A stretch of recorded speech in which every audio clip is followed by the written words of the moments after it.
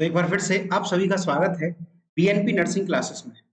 चलिए आज का सेशन शुरू करते हैं। हमारी क्वेश्चन की सीरीज चल रही थी जिसमें प्रीवियस वीडियोस में मैंने आपको क्वेश्चंस कराए थे, साथ में हमने डिस्कशन भी किया था। तो इस वीडियो में, जो कि आज मेरी सेकंड वीडियो है इस चैनल पर, आज हम पढ़ने वाले हैं डिफरेंट डिफरेंट कॉम्पिटिटिव एग्जाम में जो क्वेश्चन आज तक पूछे गए हैं, जो प्रीवियस एग्जाम में पूछे गए हैं, उनको हम डिस्कस करेंगे। सबसे पहला क्वेश्चन जो आपकी स्क्रीन पे आ रहा है, पढ़िए और इसका जवाब देने की कोशिश करिए। डैश हैव नो न्यूक्लियस, मतलब पूछा है जो नीचे सेल्स लिखी हुई है, जो ऑप्शन में आपको सेल्स दे रखी हैं उनमें से कौन सी सेल्स में न्यूक्लियस नहीं होता है। ऑप्शन ए पे दे रखा है, ऑप्शन ए पे दे रखा है आरबीसी, ऑप्शन बी पे दे रखा है डब्ल्यूबीसी, ऑप्शन सी पे दे रखा है लिम्फोसाइट्स और ऑप्शन डी पे दे रखा है मोनोसाइट। बड़ा ही सिंपल और इजी आंसर है। क्वेश्चन क्या पूछा है? क्वेश्चन पूछा है ऐसी कौन सी सेल है, सभी की सभी नीचे जो दे रखी है वो these all are the blood cells, सभी कैसी सेल्स है? ब्लड सेल्स है। तो पूछ रहे हैं कि किस ब्लड सेल में न्यूक्लियस नहीं होता है। तो ऑप्शन दे रखा है आरबीसी, डब्ल्यूबीसी, लिम्फोसाइट्स और मोनोसाइट्स। फटाफट से अगर आपको इसका आंसर आता है तो बताइए। ठीक है, चलिए मैं बता देता हूं इसका आंसर। आंसर है इसका ऑप्शन ए, आरबीसी। इसका सही आंसर क्या है? आरबीसी। देखिए आरबीसी, इसको हम बोलते हैं बेटा रेड ब्लड सेल। आरबीसी को थोड़ा समझते हैं। इसे बोलते हैं हम रेड ब्लड सेल या इरिथ्रोसाइट। किस नाम से जानते हैं इसको? रेड ब्लड सेल या इरिथ्रोसाइट के नाम से इसको जाना जाता है। ठीक है। आरबीसी की अगला क्वेश्चन आपको क्या पूछेगा? आरबीसी, आरबीसी की लाइफ स्पान पूछेगा। क्या पूछेगा? लाइफ स्पान पूछेगा। तो इसका आंसर आप क्या देंगे? 120 डेज। ठीक है, आरबीसी की लाइफ स्पान क्या होगी? 120 डेज, याद रहेगा। उसके अलावा आरबीसी के बारे में अगर हम और डिटेल देखें तो आरबीसी के अंदर न्यूक्लियस नहीं होता। नो न्यूक्लियस, नो न्यूक्लियस या नॉन न्यूक्लिएटेड। कैसी सेल है ये? Non nucleated. लिख लीजिए, कैसी सेल है ये? नॉन न्यूक्लिएटेड सेल है। इसके अंदर कोई भी किसी भी प्रकार का इसकी कोशिका में न्यूक्लियस नहीं होता है। लिख लीजिए। ठीक है, क्लियर हो गया। उसके बाद जो आरबीसी है, आरबीसी, आरबीसी के बारे में अगला क्वेश्चन और क्या आ सकता है? आरबीसी के बारे में अगला क्वेश्चन ये पूछ सकते हैं कि आरबीसी का ग्रेवयार्ड किसे कहते हैं? तो स्प्लीन को बोला जाता है। किसे? स्प्लीन को बोला जाता है ग्रेवयार्ड ऑफ आरबीसी। क्या बोला जाता है इसको? स्प्लीन को graveyard, graveyard, graveyard of RBC. ठीक है, एक क्वेश्चन से हमने कई सारे क्वेश्चन पढ़ लिए। साथ में इसकी काउंटिंग पे भी सवाल आता है। काउंटिंग पे भी सवाल आता है। नॉर्मल कितनी प्रेजेंट होती है ब्लड में? तो काउंटिंग होती है इसकी 4 to 6 मिलियन। कितनी होती है नॉर्मल? 4 to 6 million. लिख लीजिए। ठीक है, 4 to 6 मिलियन नॉर्मल ये ब्लड के अंदर प्रेजेंट होती है। इसके कलर पर सवाल आता है। इसके कलर पर सवाल आएगा तो आप क्या आंसर करेंगे? कलर पर सवाल आएगा तो ये रेड कलर की होती है। किस कलर की होती है? रेड कलर की होती है। क्यों? Due to due to presence due to presence of Hb, मतलब हीमोग्लोबिन। हीमोग्लोबिन के प्रेजेंट होने की वजह से, याद रखिएगा, हीमोग्लोबिन के प्रेजेंट होने की वजह से आरबीसी का कलर कैसा होता है? रेड कलर होता है। ये क्वेश्चन भी कई बार कॉम्पिटिटिव एग्जाम में आपसे पूछा गया है, याद रहेगा। ठीक है, उसके बाद इसके एक फंक्शन की बात कर लें तो फंक्शन होता है इसका, फंक्शन क्या होता है? इसका फंक्शन होता है transport, transport of respiratory, respiratory gases, respiratory gases को ट्रांसपोर्ट करना, जैसे कि O2 हो, CO2 है। ठीक है, O2 CO2 जो रेस्पिरेटरी गैसेस है इनको ट्रांसफर कराना, ये इसका फंक्शन है, ये इसका काम है। क्लियर हो गया। हमने किसके बारे में पढ़ा?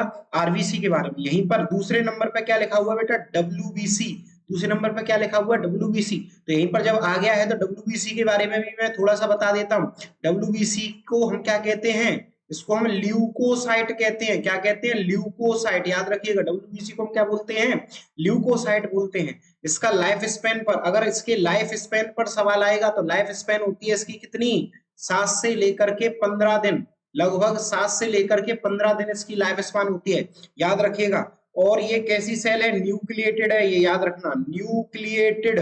ठीक है, इसके अंदर न्यूक्लियस होता है, इसके अंदर क्या होता है बेटा, न्यूक्लियस प्रेजेंट होता है, याद रखिएगा इसके अंदर न्यूक्लियस प्रेजेंट होता है, ठीक है। और इसका फंक्शन क्या है, इसका फंक्शन क्या है, ये हमें इम्यूनिटी प्रदान करती है, क्या देती है, इम्यूनिटी, इम्यूनिटी देती है, इसलिए इसको हम सोल्जर ऑफ बॉडी भी कहते हैं, बॉडी की सोल्जर बोला जाता है, याद रहेगा, ठीक है। तो नीचे देखिए लिम्फोसाइट और मोनोसाइट ये दोनों ही क्या है, डब्ल्यूबीसी के टाइप हैं, दोनों ही डब्ल्यूबीसी हैं। किसी दिन फर्दर जब हम चैप्टर पढ़ेंगे, ब्लड वाला जब चैप्टर आपको क्लियर कराऊंगा तो उस पर हम इसकी पूरी डिटेल पढ़ेंगे, ठीक है। चलिए अब अगला क्वेश्चन देखते हैं। नेक्स्ट क्वेश्चन पूछ रहा है पिनोसाइटोसिस आर, पूछ रहा है पिनोसाइटोसिस। सबसे पहले तो आप ये जानिए पिनोसाइटोसिस होती क्या है, पिनोसाइटोसिस की डेफिनेशन क्या है, लिख लीजिए, नोट कर लीजिए। पिनोसाइटोसिस का मतलब क्या होता है, ए प्रोसेस, डेफिनेशन लिख लीजिए, a process by which process by which the cell takes in takes in the fluid takes in the fluid takes in the fluid along with along with along with dissolve small dissolve small molecules मतलब इसका सीधा सीधा मतलब हो गया, pinocytosis एक ऐसी process है जिसमें कोई भी सेल मॉलिक्यूल्स के साथ, डिजोल्व स्मॉल मॉलिक्यूल्स के साथ, छोटे छोटे डिजोल्व मॉलिक्यूल्स के साथ में फ्लूइड को इनटेक करती है, फ्लूइड को अपने अंदर लेती है, उसे हम क्या कहते हैं, पिनोसाइटोसिस। प्रोसेस का नाम क्या है, पिनोसाइटोसिस। आंसर आ गया होगा, आंसर आ गया होगा। ऑप्शन ए दे रखा है ड्रिंकिंग, ऑप्शन ए दे रखा है ड्रिंकिंग, ऑप्शन बी दे रखा है फेगोसाइटोसिस या फेगोसाइटिंग, तीसरा दे रखा है मूविंग और फोर्थ दे रखा है आरएनए प्रोडक्शन। तो इसका सही आंसर क्या रहेगा, ड्रिंकिंग। जैसा कि मैंने आपको बताया इसमें क्या होता है, टेक द फ्लूइड, इतना बस याद रखिए, फ्लूइड को इनटेक करना, लेना ही, ड्रिंक करना ही पिनोसाइटोसिस कहलाता है। पिनोसाइटोसिस सेल में फ्लूइड को ड्रिंक करना होता है। साइड में आप डायग्राम देखिए, ये सॉल्यूट्स हैं, इनके साथ में मिलकर के फ्लूइड, पहले क्या हुआ, एक सेल ने क्या बनाया, एक कैविटी बना दी, कैविटी के साथ में फिर क्या हुआ, फिर कंटिन्यू उसको फोल्ड करती गई सेल, फोल्ड करती हुई, और देन पिनोसोम बना दिया। पिनोसोम क्या होता है, ये कंप्लीटली जब फ्लूइड इनटेक होता है तो उसके बाद में आउटर वेसिकल्स या आउटर एक पाउच लाइक स्ट्रक्चर बन जाती है, जैसे पिनोसोम बोलते हैं, क्या बोलते हैं, पिनोसोम्स बोलते हैं, ठीक है। ये ड्रिंकिंग में हेल्प कर रही है, क्या हो रहा है इसमें, मेनली क्या हो रहा है, ड्रिंकिंग हो रही है, ठीक है, सेल ड्रिंक कर रही है। चलिए उसके बाद विच ऑफ द फॉलोइंग, अगला क्वेश्चन जो आपकी स्क्रीन पे आ रहा है, which of the following mechanism that facilitate the transfer of large particle across the cell membrane. Question पढ़िए पहले, क्वेश्चन क्या कह रहा है, उस मैकेनिज्म का नाम बताइए जिसमें जिसमें लार्ज पार्टिकल सेल के अंदर या across the cell membrane transfer किए जाते हैं, ठीक है। ऑप्शन ए दे रखा है active transport, option B facilitated transport, option C passive diffusion और ऑप्शन डी दे रखा है फेगोसाइटोसिस। तो इसमें देखिए ट्रांसफर पे मत जाइएगा, इस क्वेश्चन पे ट्रांसफर पे मत जाइएगा। क्वेश्चन कह रहा है फैसिलिटेट मैकेनिज्म, ऐसी कौन सी मैकेनिज्म है जिसमें लार्ज पार्टिकल्स को क्या करा जा रहा है, लार्ज पार्टिकल्स को क्या करा जा रहा है, across the cell membrane transfer किया जा रहा है। तो ठीक है, इसका सही आंसर होगा phagocytosis, D option is right. Option पढ़ लीजिए, पहला ऑप्शन है एक्टिव ट्रांसपोर्ट, नहीं होगा। ऑप्शन बी फैसिलिटेड ट्रांसपोर्ट, नहीं होगा। ऑप्शन सी पैसिव डिफ्यूजन, नहीं होगा। ऑप्शन डी इसका करेक्ट रहेगा, ऑप्शन डी इसका करेक्ट रहेगा। आंसर क्या रहेगा, फेगोसाइटोसिस। आंसर क्या रहेगा इसका, फेगोसाइटोसिस, ठीक है। फेगोसाइटोसिस का मतलब क्या होता है, फेगोसाइटोसिस का मतलब है किसी भी सेल का किसी भी मॉलिक्यूल के आसपास या किसी भी एबनॉर्मल पार्टिकल, क्या एबनॉर्मल पार्टिकल, हिंदी में लिख देता हूं, के अराउंड एक कैविटी फॉर्म होगी, क्या होगी, एक कैविटी फॉर्म करेगा और उस मॉलिक्यूल को क्या कर लेगा, ट्रांसपोर्ट करेगा, क्या करेगा, ट्रांसपोर्ट कर देगा और ट्रांसपोर्ट करेगा, साथ में डिस्ट्रॉय भी करेगा, क्या करेगा, डिस्ट्रॉय भी करेगा। तो फेगोसाइटोसिस में क्या भी होता है, डिस्ट्रॉय भी किया जाता है, क्या किया जाता है, डिस्ट्रॉय किया जाता है, किसे, किसी भी एबनॉर्मल मॉलिक्यूल्स को क्या किया जाता है, डिस्ट्रॉय किया जाता है, ठीक है, याद रहेगा। चलिए अगला क्वेश्चन, नेक्स्ट क्वेश्चन आपकी स्क्रीन पे है, phagocytosis is responsibility of.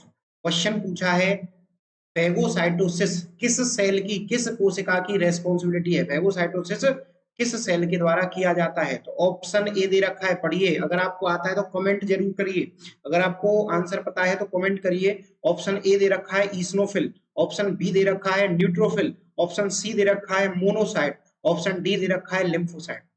Comment करिए फटाफट से इसका आंसर यदि आपको पता है। सभी की सभी ऑल सेल्स, याद रखिएगा ऑल सेल जितनी भी दे रखी हैं, these all cells are the WBC, सभी की सभी डब्ल्यूबीसी हैं, सभी की सभी डब्ल्यूबीसी हैं। क्वेश्चन पूछ रहा है फेगोसाइटोसिस किसकी जिम्मेदारी है, किस सेल की जिम्मेदारी है, रेस्पॉन्सिबिलिटी है। तो इसका सही आंसर होगा न्यूट्रोफिल। याद रखिएगा फेगोसाइटोसिस कौन करता है, न्यूट्रोफिल करता है। जब भी बॉडी में कोई इन्फेक्शन होगा उस समय न्यूट्रोफिल्स ये क्या करेंगी, अपना लेवल बढ़ाएंगी और फेगोसाइटोसिस करेंगी। क्या करेंगी, फेगोसाइटोसिस करेंगी। देखिए ये इनके टाइप या इनकी सेल्स कैसे है मैं बताता हूं, इनके बारे में भी आपको डिटेल देता हूं कि डब्ल्यूबीसी की न्यूट्रोफिल, मोनोसाइट, लिम्फोसाइट क्या है। ठीक है, एक क्वेश्चन से हमें कई सारे क्वेश्चन आइडेंटिफाई करने हैं। याद रखिएगा एक क्वेश्चन से एक क्वेश्चन, जब आप पढ़ रहे हो तो एक क्वेश्चन से आप एक क्वेश्चन सॉल्व मत करो, क्वेश्चन में से क्वेश्चन निकालना सीखिए, क्वेश्चन में से क्वेश्चन करिए, तब जाकर के आपका सिलेक्शन होगा। और सिलेक्शन एक दिन में नहीं होता, एक साल में नहीं होता, सिलेक्शन निरंतर प्रयास करने से और पेशेंस रखने से होता है। ठीक है, तो डब्ल्यूबीसी क्या है, डब्ल्यूबीसी बॉडी की सोल्जर बोली जाती है। तो ये दो प्रकार की होती है, याद रखिएगा। डब्ल्यूबीसी को हम दो तरह से क्लासिफाई करते हैं, एक ग्रेन्युलोसाइट, एक ग्रेन्युलोसाइट और एक ए ग्रेन्युलोसाइट में, दो तरह से क्लासिफाई किया गया है। ठीक है, किन किन में, ग्रेनुलोसाइट में और ए ग्रेनुलोसाइट में, दो में क्लासिफिकेशन किया गया है। अब ग्रेनुलोसाइट कौन सी होती है, जिनके न्यूक्लियस में ग्रेन्यूल्स होते हैं, क्या प्रेजेंट होते हैं, granules, granules are present, granules are present, इनके न्यूक्लियस में क्या होते हैं, ग्रेन्यूल्स प्रेजेंट होते हैं। ठीक है, इनके न्यूक्लियस में क्या प्रेजेंट होते हैं, ग्रेन्यूल्स प्रेजेंट होते हैं। ठीक है, और इनमें क्या होते हैं, ये एब्सेंट होते हैं, ग्रेन्यूल्स इनके अंदर ए ग्रेनुलोसाइट में एब्सेंट होते हैं। तो ए ग्रेनुलोसाइट और ग्रेनुलोसाइट दो क्लासिफिकेशन है। तो ग्रेनुलोसाइट में कौन कौन सी आती हैं, ग्रेनुलोसाइट में आती है 3 सेल्स, याद रखिएगा कितनी आती है, टोटल 3 सेल्स होती हैं। ठीक है, कौन कौन सी, एक होती है आपकी ईसनोफिल, कौन सी, ईसनोफिल। ठीक है, ईसनोफिल। अगली आती है न्यूट्रोफिल, न्यूट्रोफिल। ठीक है, पहला ईसनोफिल, दूसरा न्यूट्रोफिल और तीसरी सेल है बेसोफिल, बेसोफिल। ठीक है, तीनों क्लासिफिकेशन याद रखिए, ग्रेनुलोसाइट, ईसनोफिल, न्यूट्रोफिल और बेसोफिल, ये तीनों की तीनों क्या है, ग्रेनुलोसाइट। तो क्वेश्चन आपसे पूछ सकते हैं, क्वेश्चन आपसे क्या पूछ सकते हैं कि ग्रेनुलोसाइट आइडेंटिफाई करिए। तीनों ऑप्शन में आपको ये 3 नाम दे देंगे और बोल देंगे कि आइडेंटिफाई करो ग्रेनुलोसाइट कौन सी है। अगर मैं इसी क्वेश्चन में दे दूं बेटा, अगर मैं इसी क्वेश्चन में पूछूं आपसे ग्रेनुलोसाइट कौन कौन सी हैं, तो देखो ईसनोफिल ये ग्रेनुलोसाइट है, ईसनोफिल क्या है बेटा, ग्रेनुलोसाइट है, न्यूट्रोफिल क्या है, ग्रेनुलोसाइट है। लेकिन मोनोसाइट और लिम्फोसाइट ग्रेनुलोसाइट नहीं है, ये क्या है, ये ए ग्रेनुलोसाइट है। याद रखिएगा क्या है, ये ए ग्रेनुलोसाइट। इसी क्वेश्चन को हम दोबारा दूसरी तरह से मॉडिफाई करके ऐसे भी दे सकते हैं। उसके बाद ए ग्रेनुलोसाइट का अगर हम क्लासिफिकेशन देखें तो इसको भी कितने में डिवाइड किया गया है, इसको भी 2 टाइप में डिवाइड किया गया है। कितने टाइप है इसके, 2। कौन कौन से, नंबर 1 पर आता है, नंबर 1 पर आता है मोनोसाइट, क्या, मोनोसाइट। और दूसरा टाइप क्या है, लिम्फोसाइट, क्या है, लिम्फोसाइट। ठीक है जी, मोनोसाइट और लिम्फोसाइट। देखिए मोनोसाइट क्या है, monocyte are the largest WBC. Question है बेटा, लिख लो, क्वेश्चन लिख लीजिए, क्या है ये, एक लार्जेस्ट डब्ल्यूबीसी है, लिख लीजिए लार्जेस्ट डब्ल्यूबीसी। अगर क्वेश्चन आएगा तो आंसर रहेगा मोनोसाइट। बात आती है लिम्फोसाइट की, तो लिम्फोसाइट को भी बेटा 2 में क्लासिफाई किया गया है। लिम्फोसाइट को भी कितने में डिवाइड किया गया है, 2 में। एक आता है आपका बी लिम्फोसाइट और एक है टी लिम्फोसाइट, याद रखिएगा 2 में क्लासिफाई किया है, बी लिम्फोसाइट और टी लिम्फोसाइट में।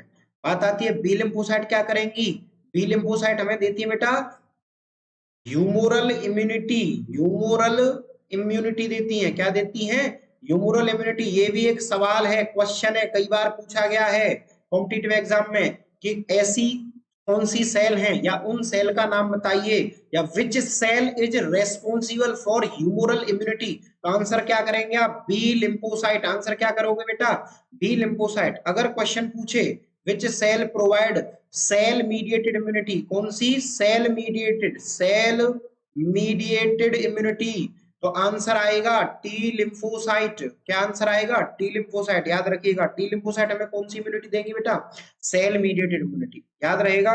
चलिए नेक्स्ट आगे बढ़ते हैं। तो आपको मैं समझता हूं कि डब्ल्यूबीसी के बारे में थोड़ी बहुत आपको डिटेल मिल गई होंगी। चलिए उसके बाद बात करते हैं, विच of the following order is correct about the phase of mitosis. बेटा पूछा गया है माइटोसिस सेल डिवीजन में इनमें से कौन सा फेज करेक्ट है, कौन सा सीक्वेंस करेक्ट है बेटा। तो देखो माइटोसिस के बारे में मैं कल आपको क्या बताया था, या प्रीवियस क्लास में मैंने आपको क्या बताया था कि माइटोसिस एक ऐसा सेल डिवीजन है जिसमें कोई भी पेरेंटल सेल कितने में डिवाइड होगी, टू डॉटर सेल में। कौन से में, टू डॉटर सेल। कितने डॉटर सेल बनेंगे बेटा, टू डॉटर सेल। और क्रोमोसोम कैसे रहेंगे, क्रोमोसोम रहेंगे सेम। याद रखिएगा, सेम नंबर ऑफ क्रोमोसोम रहेंगे, सेम नंबर ऑफ क्रोमोसोम रहेंगे। ठीक है, इसीलिए इसको हम क्या बोलते हैं, इसीलिए इसको हम क्या बोलते हैं, equational division. Equational division question आता है, ये इक्वेशनल डिवीजन बोलते हैं। ठीक है, इक्वेशनल डिवीजन क्यों बोल रहे हैं, क्योंकि इसमें क्रोमोसोम समान रहेंगे। जितने पेरेंटल सेल में रहेंगे उतने ही किस में रहेंगे बेटा, डॉटर सेल में रहेंगे। इसीलिए इसको बोला जाता है इक्वेशनल डिवीजन। याद रहेगा, बोर तो नहीं हो रहे। चलिए कमेंट करिए फटाफट से अगर आपको ये लेक्चर अच्छा लग रहा हो, अगर आपको नॉलेज मिल रही हो, एक्चुअल में नॉलेज मिल रही हो, तो इस चैनल को सब्सक्राइब करिए, ज्यादा से ज्यादा स्टूडेंट के साथ में इसको शेयर करें, वीडियोस को लाइक करते रहें। ठीक है, बीएनपी एजुकेशन नर्सिंग चैनल, इसको बनाने के पीछे हमारा सिंपल एक ही रोल है, सिंपल एक ही रोल है कि ज्यादा से ज्यादा स्टूडेंट, जो विद्यार्थी अपने बाहर से अपने एजुकेशन सेंटर, हमारे education centre BNP nursing classes में ऑफलाइन नहीं आ पा रहे हैं किसी भी कारण से, वो स्टूडेंट अपनी घर बैठे पढ़ाई कर सके। कारण कोई भी हो सकता है, घर बैठ के अपना पढ़ाई करें। बेटा आज की डेट में ऐसा नहीं है, कुछ स्टूडेंट ऐसे भी हैं जो फाइनेंशियली क्राइसिस से गुजर रहे हैं, उनके पास इतना पैसा नहीं है कि वो किसी भी कोचिंग सेंटर में जाकर के तैयारी कर सके। स्टूडेंट आप चिंता ना करें, आपके लिए बीएनपी नर्सिंग क्लासेस और मिनी अटेम्प्ट ई क्लासेस दोनों के दोनों चैनल बिल्कुल फ्री रहेंगे, जीवन भर फ्री रहेंगे। ठीक है, यूट्यूब पर आपको पूरी नॉलेज, पूरी नर्सिंग से रिलेटेड नॉलेज आपको देंगे। मिनी अटेम्प्ट ई क्लासेस पर मैं आपको सब्जेक्टिव डेटा बेटा प्रोवाइड कर रहा हूं, मतलब पूरी कंप्लीट थ्योरी टॉपिक से रिलेटेड आपको वहां मिलेगी। और बीएनपी नर्सिंग क्लासेस पे आपके लिए एमसीक्यू सेशन चल रहा है, तो इसका ज्यादा से ज्यादा बेटा लाभ उठाएं, ज्यादा से ज्यादा स्टूडेंट के साथ में शेयर करें। ठीक है, तो चलिए क्वेश्चन पे वापस आ जाते हैं, बातें बहुत हो गई। माइटोसिस पूछ रहा है बेटा, माइटोसिस के फेजेस पूछ रहा है। तो देखिए सबसे पहला है प्रोफेज, पहला ऑप्शन दे रहा है प्रोफेज, एनाफेज, टीलोफेज, मेटाफेज। बेटा रॉन्ग है, इसका सही, इसका सही फेजेस कौन से होंगे, प्रोफेज, मेटाफेज, एनाफेज और टीलोफेज, चार फेज होते हैं। याद रखिएगा, माइटोसिस में कितने फेज होते हैं बेटा, माइटोसिस में फेज कितने होते हैं, टोटल होते हैं बेटा चार। कितने होते हैं, टोटल 4 फेज होते हैं। ठीक है, 4 फेज होते हैं। कौन कौन से, प्रोफेज, मेटाफेज, एनाफेज और टीलोफेज। बिल्कुल क्वेश्चन का जवाब आ गया। ये क्वेश्चन बेटा ऐसे होते हैं जिनमें अगर आपको सीक्वेंस याद है, इसलिए कहता हूं हमेशा सीक्वेंस से याद करो चीजों को। अगर आपको सीक्वेंस याद है तो ये क्वेश्चन बिल्कुल राइट होगा, ऐसे क्वेश्चनों में आपकी बेटा कोई गलती नहीं होगी। अगर सीक्वेंस से याद नहीं करोगे, उल्टा सीधा याद करोगे, तो ऐसे क्वेश्चन आपको जरूर गलत करवाएंगे। ठीक है, सेंट्रल लेवल पे ऐसे ही क्वेश्चन पूछे जाते हैं। ठीक है, नर्सिंग के कॉम्पिटिटिव एग्जाम में जरूरी नहीं है कि आपकी नॉलेज को चेक करा जा रहा है, नॉलेज के साथ साथ बेटा आपकी रीजनिंग को भी चेक करा जा रहा है, आपके एप्टीट्यूड को भी चेक करा जाता है। ठीक है, आपके प्रेजेंस ऑफ माइंड को भी चेक करा जाता है। इसलिए अपने दिमाग को खोल के, अपने सेंस ऑर्गनों को जगाकर तब क्वेश्चन पेपर को आप बेटा सॉल्व करना। ठीक है, तो इसका सही आंसर क्या रहेगा, डी, प्रोफेज, मेटाफेज, एनाफेज और टीलोफेज, ये चारों के चारों फेज बेटा माइटोसिस के होते हैं। ठीक है, चलिए आगे बढ़ते हैं। देखिए माइटोसिस का आपके सामने बहुत ही सुंदर सा डायग्राम बना हुआ है। ठीक है, इसमें फेजेस बताए गए हैं। सबसे पहले देखिए प्रोफेज, सबसे पहला फर्स्ट फेज कौन सा होता है बेटा? प्रोफेज। प्रोफेज में क्या होता है? कोई भी सेल तैयार होती है माइटोसिस के लिए, या हम कह सकते हैं इसमें रेप्लिकेशन होता है, याद रखिएगा। इस फेज में, प्रोफेज में क्या होता है? रेप्लिकेशन होता है। रेप्लिकेशन, रेप्लिकेशन का मतलब क्या हो गया? सीधा सीधा सेल के अंदर डबलिंग होती है, मतलब जो भी सबस्टांस सेल के अंदर प्रेजेंट है, क्रोमोसोम हो या अदर सब्सटेंस या अदर सेल ऑर्गेनेल प्रेजेंट है, वो सब क्या करते हैं बेटा? रेप्लिकेट करते हैं। रेप्लिकेशन का मतलब क्या होता है? कॉपी बनाना। रेप्लिकेशन का मतलब क्या होता है? कॉपी करना। देन उसके बाद क्या होगा? अगली फेज स्टार्ट हो जाएगी, सेकंड फेज, प्रोमेटाफेज है ये बेटा। कौन सी? प्रोमेटाफेज। वैसे तो मेटाफेज मैंने आपको भी बताई थी, लेकिन उससे पहले कौन सी होती है? प्रोफेज, मतलब मेटाफेज से पहली फेज। इसमें क्या होगा? इसमें ये क्रोमोसोम तैयार होंगे, इसके लिए सेंटर पे आने के लिए। तो मेटाफेज में क्या होगा? मेटाफेज में आप देखिए, मेटाफेज में क्या हो रहा है? ये क्रोमोसोम बेटा सेंटर पर अलाइन हो गई। क्या हो गया? मेटाफेज में क्या होता है? Chromosome align, align on centre, centre पर अलाइन हो जाते हैं। याद रखना, ये क्वेश्चन भी है।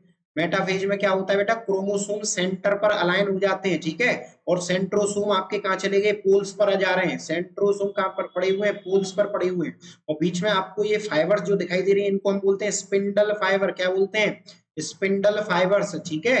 इनको हम क्या बोलते हैं? स्पिंडल फाइबर्स, याद रहेगा।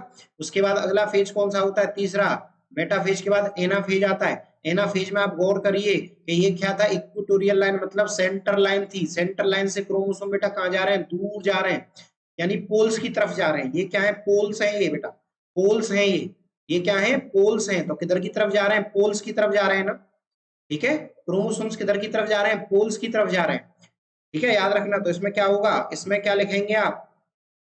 एनाफेज में क्या होता है? Chromosome, chromosome move, moves towards, towards poles, poles की तरफ मूव करते हैं। याद रखिएगा, क्रोमोसोम किधर की तरफ मूव करते हैं बेटा? पोल्स की तरफ मूव करते हैं, याद रहेगा, ठीक है। देन उसके बाद अगला फेज कौन सा आता है? टीलोफेज। टीलोफेज, टीलोफेज फेज कौन सा होता है? इसमें क्या होगा बेटा? ये सेल पूरी तरह से डिवाइड होगी, ध्यान रखना। सेल पूरी तरह से क्या हो जाएगी? डिवाइड हो जाएगी, दो अलग अलग सेलों में बट जाएगी। और जहां पर जो रेप्लिकेशन हुआ था, रेप्लिकेशन के साथ साथ यहाँ पे क्या होता है? न्यूक्लियर मेम्ब्रेन डिसअपीयर हो जाती है, याद रखना। Nuclear, nuclear membrane, nuclear membrane disappear हो जाती है, डिसअपीयर हो जाती है, याद रखना। किसमें? प्रोफेज में। तो यहाँ पर क्या होगा? यहाँ पर क्या होगा? दोबारा से जो चीजें डिसअपीयर हो गई थी या रीअपीयर हो जाएगी। तो nuclear, nuclear membrane, nuclear membrane reappear, reappear हो जाएगी, याद रखिएगा, ठीक है। और सेल कितने में डिवाइड हो गई? दो में। यहाँ देखिए गौर से, यहाँ सेल थी सिंगल, और यहाँ कितने बन गई? कितने में डिवाइड हो गई? एक और दो में डिवाइड हो गई। इसी को तो बोलते हैं माइटोसिस, जिसमें क्रोमोसोम की संख्या समान रहती है और कोई भी सेल कितने में बढ़ जाती है बेटा? दो में बढ़ जाती है। चलिए आगे बढ़ते हैं। नेक्स्ट, अगला सेल डिवीजन का फोटो आपके सामने है। अगला डायग्राम आपके सामने है मियोसिस का। मियोसिस क्या बताया था मैंने आपको? मियोसिस ऐसा सेल डिवीजन जिसमें कोई भी सेल कितने में डिवाइड होती है? फोर डॉटर सेल में। कितने में डिवाइड होती है? फोर डॉटर सेल में डिवाइड होती है। कितने में डिवाइड होती है? फोर डॉटर सेल में। और क्रोमोसोम हो जाते हैं हाफ, क्रोमोसोम हो जाते हैं हाफ, इसीलिए इसको क्या बोलते हैं हम? Reductional division. क्या बोलते हैं? Reductional, reductional division. क्वेश्चन आता है इस बात पर, क्वेश्चन आता है, लिख लीजिए। मियोसिस को क्या बोलते हैं बेटा? रिडक्शनल डिवीजन बोलते हैं, ठीक है। तो इसके भी क्या है? फेज है, देखिए इंटरफेज। कौन कौन से फेज होते हैं? इंटरफेज, प्रोफेज, मेटाफेज, एनाफेज, ठीक है। फिर दोबारा से रिपीट होते हैं बेटा, ध्यान रखना, दोबारा से रिपीट होते हैं। इसमें कौन कौन से फेज होते हैं लिखा देता हूं। इसके जो फेज हैं वो कौन कौन से हैं? पहला है प्रोफेज। तो प्रोफेज फर्स्ट होता है इसके अंदर, और सेकंड भी होता है। कौन सा? प्रोफेज फर्स्ट और प्रोफेज सेकंड। दूसरा फेज मेटाफेज, मेटाफेज फर्स्ट भी होगा और मेटाफेज सेकंड भी होता है, ध्यान रखिएगा। तीसरा पॉइंट एनाफेज। अगला फेज कौन सा होता है? एनाफेज, जिसमें एनाफेज फर्स्ट भी होगा और सेकंड भी होगा। उसके बाद टीलोफेज, टीलोफेज, टीलोफेज फर्स्ट भी होगा और सेकंड भी होगा। टोटल 8 फेज होते हैं इसके अंदर। इसीलिए, इसीलिए इसमें कितनी सेल बनी टोटल? पेरेंटल सेल सिंगल थी, एक थी, और डॉटर सेल कितनी बन गई बेटा? 4 बन गई। और क्रोमोसोम कैसे हो गए? हाफ हो गए।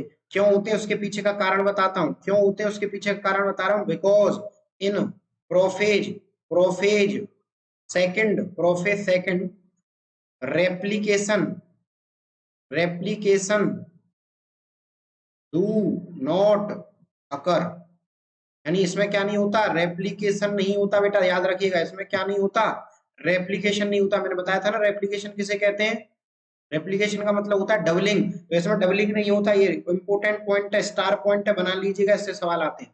ठीक है, इसमें डबलिंग नहीं होती है, बस प्रोफिस फर्स्ट में होती है लेकिन प्रोफिस सेकंड में डबलिंग नहीं होती है। इसीलिए यहाँ पर क्या हो रहा है, इसलिए यहाँ पर क्रोमोसोम 4 में तो बट रहे हैं लेकिन क्रोमोसोम की संख्या आधी हो रही है, याद रहेगा।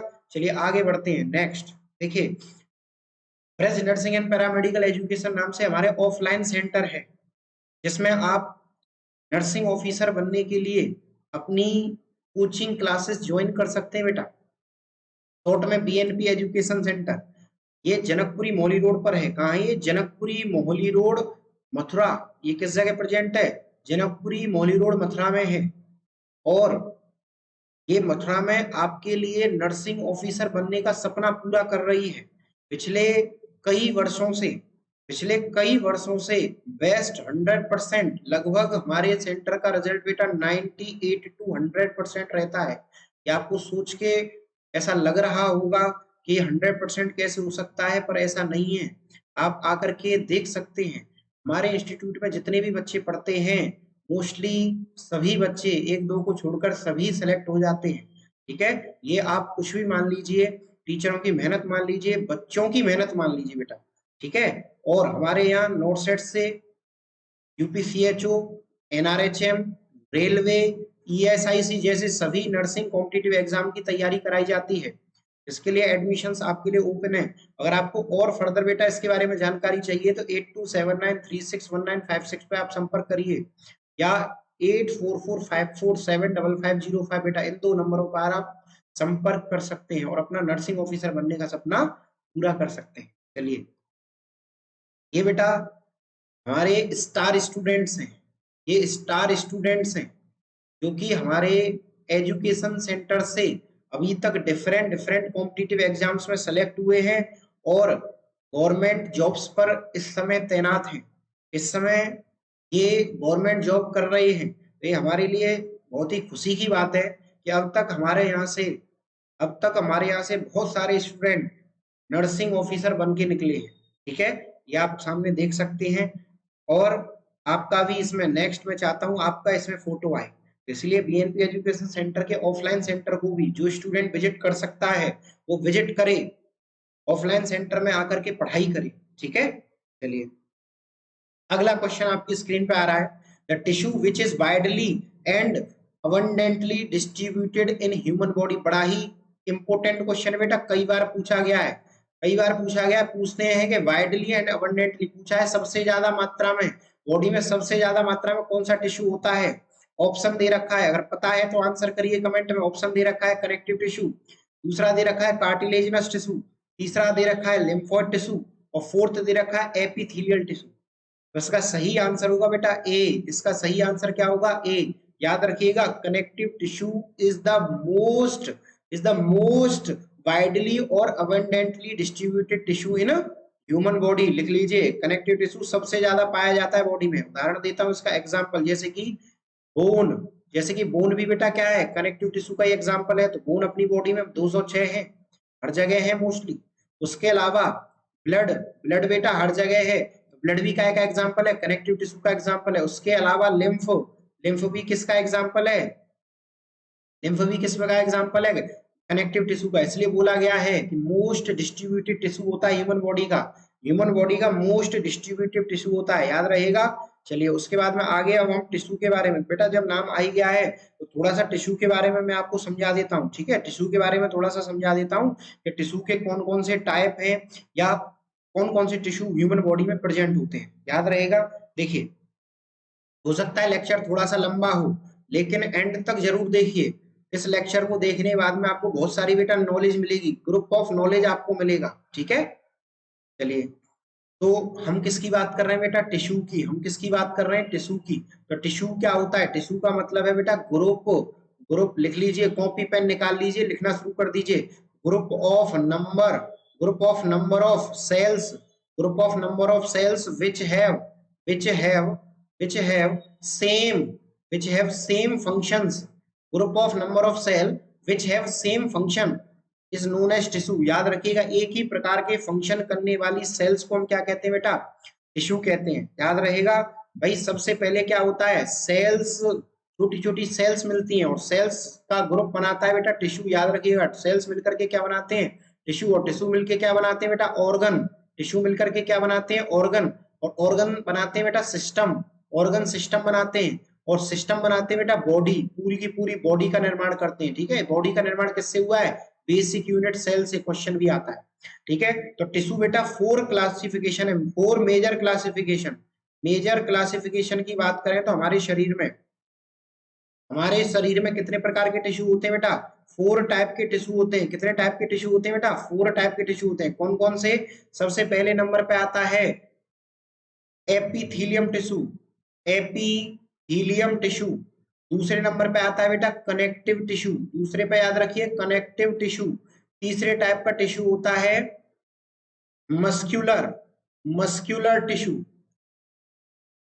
और फोर्थ है नर्वस टिश्यू, नर्वस टिश्यू। ठीक है, नर्वस टिश्यू, क्लियर, याद रहेगा, याद रहेगा। 4 प्रकार के टिश्यू हैं, एपिथेलियम, नर्व, कनेक्टिव, मस्कुलर और नर्वस। ठीक है, थोड़ा सा इनके बारे में भी जान लेते हैं कि जो एपिथेलियम टिश्यू है, एपिथेलियम टिश्यू है, इसका रे डायग्राम बनाऊंगा ओनली। एपिथेलियम टिश्यू क्या होता है, एपिथेलियम टिश्यू ये मोस्टली आउटर कवरिंग्स में पाया जाता है। ठीक है, और ये टिश्यू को क्लासिफाई किया गया है बेटा 2 टाइप में, एक सिंपल में, एक सिंपल में। देखे, इस वीडियो से आपको बेटा कई सारे क्वेश्चन मिल जाएंगे, सेल टिश्यू से कोई भी क्वेश्चन आपका गलत नहीं होगा।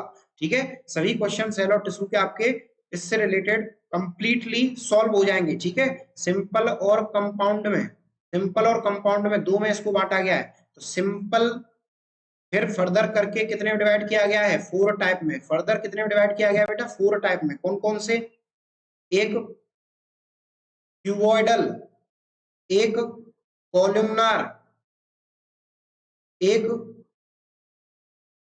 सीलिएटेड और एक स्क्वेमस। याद रहेगा, स्क्वेमस, क्यूबॉइडल, कॉलमनार और सीलिएटेड, 4 टाइप में। इसको सिंपल वाले को 4 टाइप में डिवाइड किया गया है। कौन कौन से, क्यूबॉइडल, कॉलमनार, सीलिएटेड और स्क्वेमस। और कंपाउंड वाले को कितने में डिवाइड किया गया, स्ट्रेटिफाइड में और ट्रांजिशनल में। कितने में, 2 में। एक स्ट्रेटिफाइड, स्ट्रेटिफाइड, स्ट्रेटिफाइड में और ट्रांजिशनल में, ट्रांजिशनल में। ठीक है, ट्रांजिशनल और स्ट्रेटिफाइड में 2 में डिवाइड किया गया, याद रहेगा।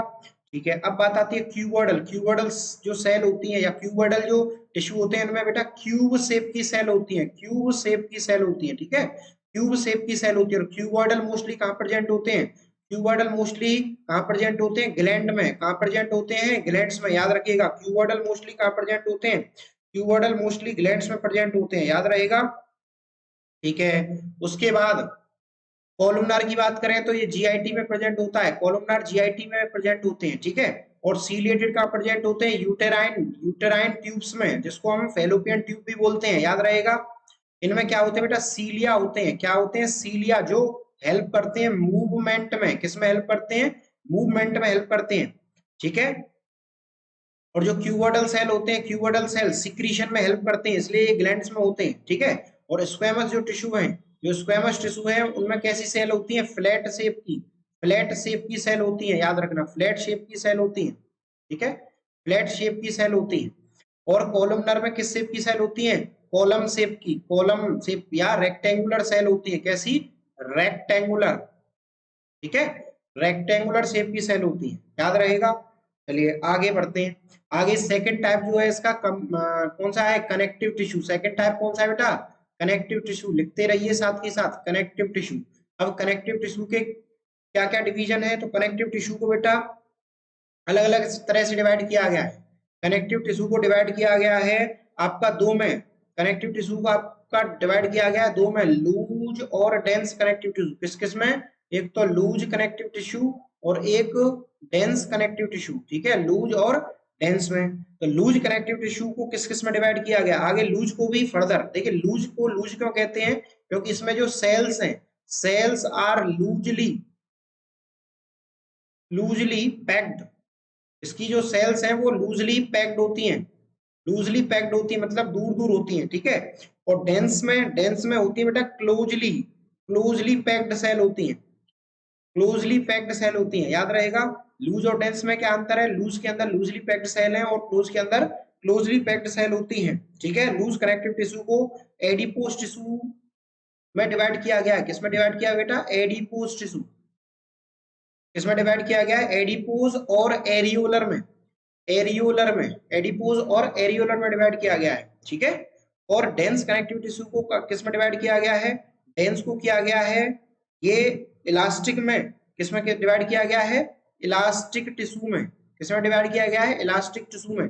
अब ये जो इलास्टिक टिश्यू होते हैं, ये जो इलास्टिक टिश्यू होते हैं, इनके अंदर काय की पावर होती है, इलास्टिसिटी की, मतलब रिकॉइल की पावर होती है, रिकॉइल की पावर होती है, रिकॉइल पावर होती है इनके अंदर, याद रखिएगा, ठीक है। रिकॉइल की पावर इन टिश्यूज के अंदर होती है।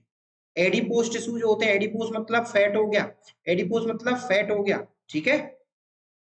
और एडिपोज टिश्यू को बेटा दो में डिवाइड किया गया, याद रखना, फैट सेल्स होती हैं इनके अंदर, इनको आगे फर्दर दो में डिवाइड क्या किया गया है, कौन कौन से, एक होता है बेटा white adipose tissue, white adipose tissue, और दूसरा किया गया है ब्राउन, दूसरा किया गया है brown adipose, brown adipose tissue, ठीक है। ब्राउन एडिपोज टिश्यू दो में डिवाइड किया गया, याद रखेगा। व्हाइट एडिपोज टिश्यू बेटा किसमें प्रेजेंट होते हैं, ये एडल्ट में मोस्टली प्रेजेंट होते हैं, और ब्राउन होते हैं बेटा बच्चों में, ठीक है, चाइल्ड में, चाइल्ड के अंदर जो बच्चे होते हैं, बच्चों के अंदर brown adipose tissue mostly present होते हैं, याद रहेगा। और आपको स्टार पॉइंट बना के लिख लीजिए यहाँ पर, जो कार्टिलेज है बेटा, कार्टिलेज है, कार्टिलेज भी कनेक्टिव टिश्यू का एग्जांपल है, याद रखिएगा। कार्टिलेज भी क्या है, क्वेश्चन आता है, कार्टिलेज भी क्या है, कनेक्टिव टिश्यू का एग्जांपल है। उसके अलावा टेंडन्स, टेंडन्स भी कनेक्टिव टिश्यू का एग्जांपल है, और लिगामेंट्स भी, लिगामेंट्स भी क्या है बेटा, कनेक्टिव टिश्यू का एग्जांपल है। लिगामेंट क्या करते हैं, लिगामेंट जोड़ते हैं बोन को, बोन को बोन से जोड़ने वाले होते हैं, बोन को बोन से जोड़ने वाले टिश्यू होते हैं, याद रहेगा। तो कनेक्टिव टिश्यू क्या थे बेटा, मोस्ट अबंडेंट, अबंडेंट टिश्यू, ठीक है, मोस्ट अबंडेंट टिश्यू थे, याद रहेगा। चलिए आगे बढ़ते हैं नेक्स्ट।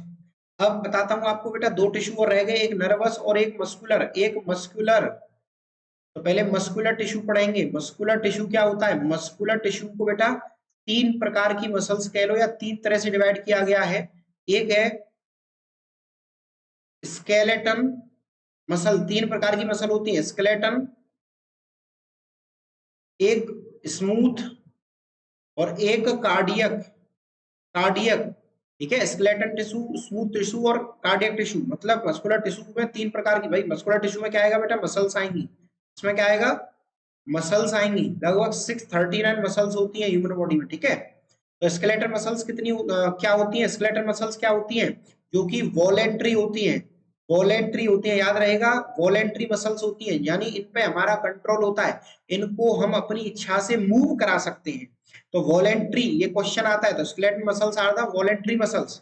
फिर स्मूथ की बात करें तो बेटा स्मूथ इनवॉलेंट्री होती है, इनवॉलेंट्री होती है, याद रहेगा, स्मूथ इनवॉलेंट्री मसल्स होती हैं। और cardiac muscles are the also involuntary, involuntary muscles होती है, याद रखिएगा, इनवॉलेंट्री मसल होती है, ये इंपॉर्टेंट है बेटा, इनवॉलेंट्री मसल होती है। और कार्डियक मसल ओनली कहां प्रेजेंट होती है, only present, only present in myocardium, myocardium of heart, myocardium of heart में ओनली कहां प्रेजेंट होती है बेटा, ये मायोकार्डियम ऑफ हार्ट में, हार्ट के मायोकार्डियम। ये हार्ट के अंदर कितनी लेयर होती है, हार्ट के अंदर होती है 3 लेयर, याद रखिएगा, हार्ट के अंदर कितनी लेयर होती है, 3। कौन कौन सी, सबसे बाहर वाली आउटर, आउटर वाली को बोलते हैं हम पेरिकार्डियम, पेरिकार्डियम जो कि एक सीरस मेम्ब्रेन है, ठीक है।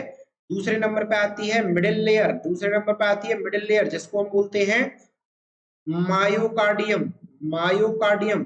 और तीसरे नंबर पे आती है इनर लेयर, इनर लेयर, जिसका नाम है एंडोकार्डियम, एंडोकार्डियम, याद रहेगा। तो पेरिकार्डियम हो गई बेटा आउटर लेयर, मायोकार्डियम हो गई मिडिल, और एंडोकार्डियम हो गई इनर लेयर। इसी के अंदर होती है बेटा कार्डियक, कार्डियक मसल, याद रहेगा। चलिए अगले टिश्यू होते हैं, मैंने बताया था आपको नर्वस,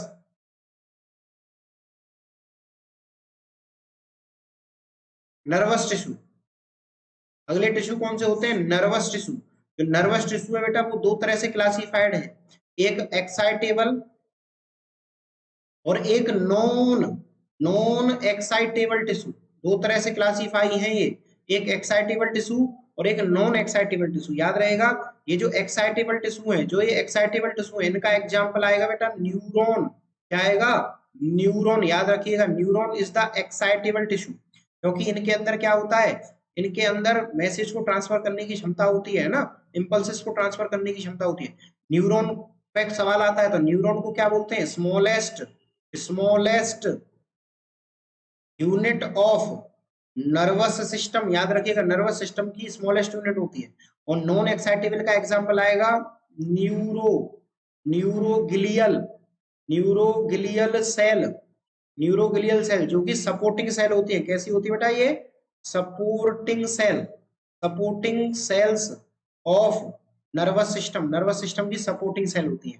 याद रहेगा, आज हमने बहुत सारी चीजें पढ़ी, बहुत सारी इंपोर्टेंट चीजें आपको मैंने यहाँ पे स्टडी कराई। नेक्स्ट अगला क्वेश्चन, ये टिश्यू के बारे में मैं जानता हूँ, आपको बहुत सारी नॉलेज आपको मिल गई होंगी, बहुत सारे क्वेश्चन टिश्यू से आपको मिल गए होंगे। चलिए अगला question, all are the loose connective tissue except. देखिए अभी अभी टिश्यू के बारे में पढ़ाया, तो क्वेश्चन पूछ रहा है कि लूज कनेक्टिव टिश्यू इनमें से कौन सा नहीं है, कौन सा लूज कनेक्टिव टिश्यू नहीं है? EXCEPT, ठीक है, एक्सेप्ट पूछ रहा है, कौन सा नहीं है? तो एरियोलर है, रेटिकुलर है, एडिपोज है, तीनों ही है बेटा। तीनों ही क्या है? लूज कनेक्टिव टिश्यू है। तीनों के तीनों क्या है? लूज कनेक्टिव टिश्यू है। एपिथेलियल नहीं है, इसलिए इसका आंसर क्या होगा? डी होगा। याद रखिएगा, epithelial tissue loose connective tissue नहीं है, ये खुद अपने आप में एक टिश्यू है। ठीक है, अगला question, regenerating capacity are more in tissue. बहुत अच्छा क्वेश्चन है, इंपोर्टेंट क्वेश्चन है। पूछा है कि रीजनरेटिंग कैपेसिटी किस टिश्यू में पाई जाती है? मस्कुलर में, एपिथेलियम में, कार्टिलेजनस में, बोन में? अगर आपको आंसर पता है तो बेटे आंसर करिए। आंसर होगा, इसका सही आंसर होगा एपिथेलियल टिश्यू। याद रखिएगा, एपिथेलियल टिश्यू के अंदर मोर रीजनरेटिंग पावर होती है, मतलब अपने आप को रीजनरेट करने की पावर होती है। याद रहेगा। चलिए उसके बाद में अगला question, identify the function of epithelial tissue. Epithelium tissue का फंक्शन पूछा है बेटा। एपिथेलियम टिश्यू का क्या पूछा है? फंक्शन पूछा है। तो एब्जॉर्प्शन, प्रोटेक्शन और secretion, all of above. Answer करिए, अभी अभी टिश्यू पढ़ाया है बेटा। इसका सही आंसर क्या होगा? डी। इसका सही आंसर क्या होगा? ऑल ऑफ एबव, डी इसका सही आंसर होगा। याद रहेगा। चलिए नेक्स्ट क्वेश्चन, अब तो फटाफट आंसर निकलेंगे, फटाफट आंसर निकलेंगे। क्वेश्चन कह रहा है, among the following cuboidal epithelium seen. पूछ रहा है बेटा क्यूबॉइडल एपिथेलियम टिश्यू कहाँ होते हैं? तो इसका आंसर मैं पहले ही बेटा बता चुका हूँ। क्यूबॉइडल में क्यूब शेप की सेल होती है, क्यूब शेप की सेल होती है। और बताया था मैंने कहाँ पे प्रेजेंट होते हैं बेटा? ग्लैंड्स में। बताया था ना, कहाँ प्रेजेंट होते हैं? ग्लैंड्स में। तो आंसर आ गया होगा स्किन। कोई ग्लैंड नहीं है तो स्किन में नहीं होंगे, ट्रेकिया में नहीं होंगे, इसोफेगस में नहीं होंगे, तो कहाँ होंगे बेटा? थायराइड ग्लैंड में। कहाँ होंगे? थायराइड ग्लैंड में। इससे एक और क्वेश्चन बताता हूँ, थायराइड ग्लैंड से एक और क्वेश्चन निकलेगा। क्या? थायराइड ग्लैंड को क्या बोलते हैं बेटा? Largest endocrine gland. ठीक है, लार्जेस्ट एंडोक्राइन ग्लैंड बोला जाता है। इंपोर्टेंट है, कई बार पूछा गया है, आंसर लिख लीजिए। ठीक है, चलिए नेक्स्ट क्वेश्चन फटाफट से, lining of uterus is made up of. पूछा है यूट्रस की लाइनिंग, यूट्रस में कौन सी टिश्यू होते हैं? तो इनमें से जवाब दीजिए फटाफट से। Simple columnar epithelium tissue, ciliated columnar epithelium tissue, simple squamous epithelium tissue, या सिंपल क्यूबॉइडल एपिथेलियम टिश्यू। इसके अंदर कौन से टिश्यू होंगे? इसके अंदर होंगे सिंपल कोलुमनार। इसके अंदर कौन से होंगे? Simple columnar epithelium tissue. अगर यहीं पर बेटा पूछा जाता यूट्रस की जगह पे क्या होता? यूट्राइन ट्यूब होता, तो इसका आंसर हो जाता सीलिएटेड कोलुमनार, बी आंसर हो जाता। याद रहेगा। नेक्स्ट क्वेश्चन, अगला क्वेश्चन है, विच epithelium which allow the stretching and distension of hollow organ which help to accommodate the content। यानी सिंपल क्वेश्चन है, बड़ा ही अच्छा क्वेश्चन है। कह रहा है ऐसा कौन से टिश्यू है जो स्ट्रेचिंग और डिस्टेंशन में हेल्प करते हैं होले ऑर्गन्स में, जिससे कोई भी कंटेंट उसमें आसानी से जा सके, कोई भी कंटेंट आसानी से जा सके। तो इसका सही आंसर होगा बेटा सी, ट्रांजिशनल एपिथेलियम टिश्यू। ध्यान रखना, ट्रांजिशनल एपिथेलियम टिश्यू कहाँ प्रेजेंट होते हैं? यूरिनरी ब्लैडर में। कहाँ प्रेजेंट होते हैं? यूरिनरी ब्लैडर में आता है क्वेश्चन, यूरिनरी ब्लैडर में प्रेजेंट होते हैं। तो यूरिनरी ब्लैडर के अंदर स्ट्रेचिंग भी होती है और डिस्टेंशन भी होता है। मतलब यूरिन जब कैपेसिटी फुल हो जाती है, मतलब यूरिन की जो कैपेसिटी है इकट्ठा करने की, लगभग बेटा कितनी होती है? लगभग 800 से 900 ml, 800 से लेकर कितनी होती है, 800 से लेकर के 900 ml लगभग कैपेसिटी होती है यूरिन को इकट्ठा करने की यूरिनरी ब्लैडर की। हमें अर्ज कब से आ जाता है बेटा, 250 से लेकर के 300 ml यूरिन से ही अर्ज आने लगता है, मतलब यूरिन करने की, यूरिन पास आउट करने की हमें इच्छा होने लगती है, ठीक है। लेकिन उसके बाद भी यूरिनरी ब्लैडर में यूरिन भरता रहता है, मतलब स्ट्रेचिंग होती है, फैलता है, फैलने के साथ साथ यूरिन बढ़ता चला जाता है, ठीक है। तो ये सब कराने के लिए कौन सा टिश्यू जिम्मेदार है, ट्रांजिशनल एपिथेलियम टिश्यू। याद रखना किसका फंक्शन है ये, ट्रांजिशनल एपिथेलियम टिश्यू का फंक्शन है, याद रहेगा। Next question, among which of the following transitional epithelium tissue present in, तो ट्रांजिशनल अभी अभी बताया था मैंने आपको बेटा, transitional epithelium tissue urinary bladder में होता है, जस्ट पिछले क्वेश्चन में बताया ट्रांजिशनल एपिथेलियम टिश्यू कहाँ होता है, यूरिनरी ब्लैडर में होता है। चलिए आज के लिए लास्ट क्वेश्चन, आज के लिए लास्ट क्वेश्चन है, आज के लिए लास्ट क्वेश्चन है, पूछ रहा है फॉर्मेशन ऑफ स्कार टिश्यू, यानी किसी भी टिश्यू में बेटा क्या हो गया, स्कार हो गया, किसी भी टिश्यू में स्कार हो गया तो उसके लिए क्या टर्म यूज करेंगे। ऑप्शन ए है फाइब्रोसिस, ऑप्शन बी है ग्रेन्युलेशन, ऑप्शन सी है एडेशन और ऑप्शन डी है केलॉइड। इसका सही आंसर होगा बेटा फाइब्रोसिस, इसका सही आंसर क्या होगा, फाइब्रोसिस। याद रखिएगा फाइब्रोसिस का मतलब क्या हो गया, स्कार एंड टिश्यू, ठीक है, ठीक है। तो आज के लिए इतना ही, थैंक यू वेरी मच। इस वीडियो को ज्यादा से ज्यादा लोगों के साथ, ज्यादा से ज्यादा स्टूडेंट के साथ में शेयर करिए, जिससे सभी नर्सिंग कॉम्पिटिटिव एग्जाम की तैयारी कर रहे स्टूडेंट्स को फायदा हो। पीएनपी नर्सिंग क्लासेस को ज्यादा से ज्यादा सब्सक्राइब करें, जिससे हम लाइव आए, लाइव आके और आपको पढ़ाएं बेटा। 1000 सब्सक्राइबर के बाद में हम लाइव आने का पूरा पूरा प्रयास करेंगे और लाइव आएंगे, लाइव आकर के पढ़ाएंगे आपको बेटा, ठीक है। चलिए तो सेशन को, आज के सेशन को हम यहीं समाप्त करते हैं। थैंक यू वेरी मच, मिलते हैं अगली क्लास में।